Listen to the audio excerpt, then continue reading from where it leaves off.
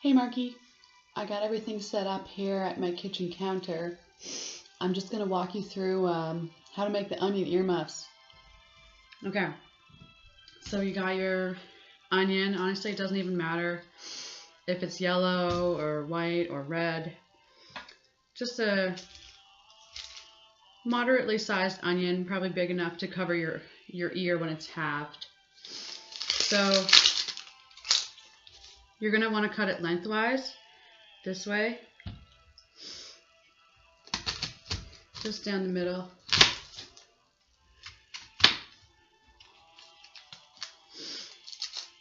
Okay, this one's a bit old, but it's still good. So then you just kind of dig out the outsides, sorry, the insides. Just like dig out the inside layers a little bit so there's a little bit of a hollow. And you can keep that for making soup or whatever later.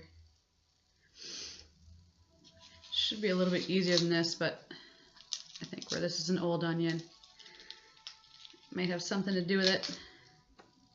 Anyway, so as long as you got a little hollow there in the middle of the onion like that. Now, you can actually save this piece for doing another one.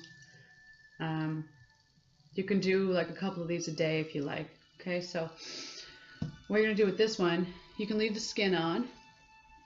Just grab a saucepan with like a little bit of water, not a lot, maybe like 2 inches high or less. And you're just going to put it in like this. And then throw it on the stove on high just for a couple minutes, like just until the water starts bubbling.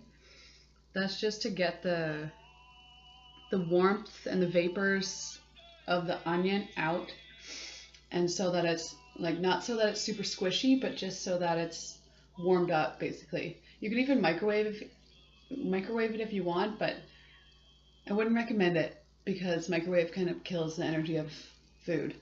So you're going to put it in here, wait a couple minutes, take it out, then you got your sweet little beautiful onion earmuff. And what you're going to do, you're just literally you can hold it against your ear, put it in so that your ear kind of goes right into the hollow. And if you want, I mean, you could tape it around with some gauze or anything at all, or if you don't mind holding it for like 10 to 15 minutes would be great, just on the affected ear.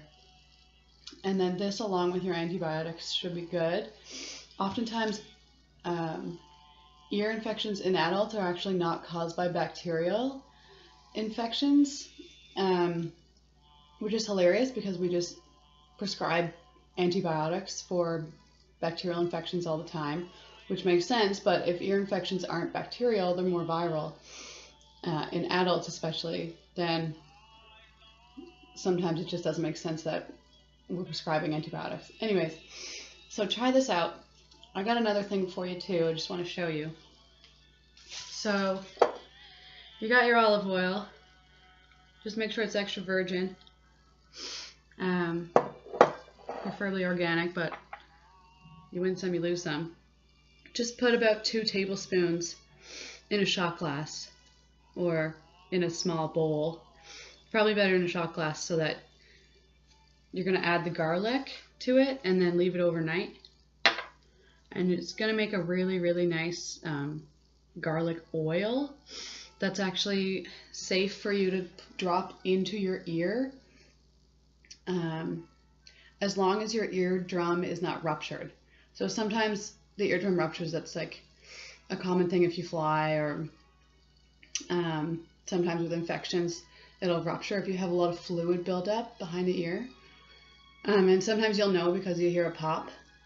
But other than that, your eardrum is probably not ruptured. So then this garlic oil would be safe. So all you do is just chop up just 1 clove of garlic.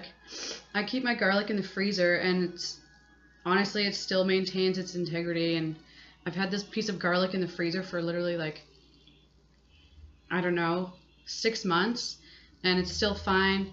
And it's just easier to chop when you take it out from the freezer. It lasts way longer. So you can just throw that in there. So it doesn't smell as bad either. It doesn't get your hands as smelly when it's frozen rather than fresh garlic. Also, like garlic tea. I know you probably don't want to drink that, but even ginger tea with some honey and lemon, that would be great for fighting infections. Just stave off some of the symptoms that you don't like and improve or reduce your sick days. So you just kind of put it in the shot glass, spin it around. You can cover it with some plastic wrap and just leave it overnight. And then in the morning, if you have a dropper, that would be great. If not, you can even just like soak some like toilet paper into it and kind of just put it inside, like just in your ear right here, and just kind of rub it around if it doesn't hurt too much. And that's that. So you got your garlic oil, you got your onion ear muff, you got your ginger honey lemon tea, and obviously most important, just rest and relax and send some love to your body and just let it pass. Normally colds only last for a maximum of like 7 days. If it lasts any longer than that, then let me know and I can tell you some other things to help keep your immune system up. Also with the antibiotic course, I would highly recommend you taking some probiotics after you're done the antibiotic course. So any probiotic, you're going to have to probably keep it in the fridge. I'll show you examples of a few. There's this multi-strain 11 that I like. It's by Cytomatrix is the company. I don't know if that's clear focus. I also have this one, Recovery Sap by NFH. So there's like tons of different probiotics. My roommate has this one right now, HMF Forte. It's by Genestra. So you just walk into a supplement store and ask them if, ask the person working if they have probiotics that are over 12 billion CFU. And you just want the 12 billion, because at least 12 billion, because it's just better. It's just more strains, more number of probiotics. And then you also want more strains. So if you pick up a bottle and you see that it's all like lactobacillus, and there's just nothing else in it besides lactobacillus, it's probably not the best. You want like lactobacillus, and there's like several different strains of lactobacillus. And then you also want like bifidobacterium. There's several different strains of that as well. See what's in this one. Yeah, same thing. So there's like Lactobacillus rhamnosus, plantarum, casei, salviaris. It's in this one. Most of the time it's Lactobacillus and bifidobacterium. So the more strains of those particular ones that you can get in the one capsule, that's better.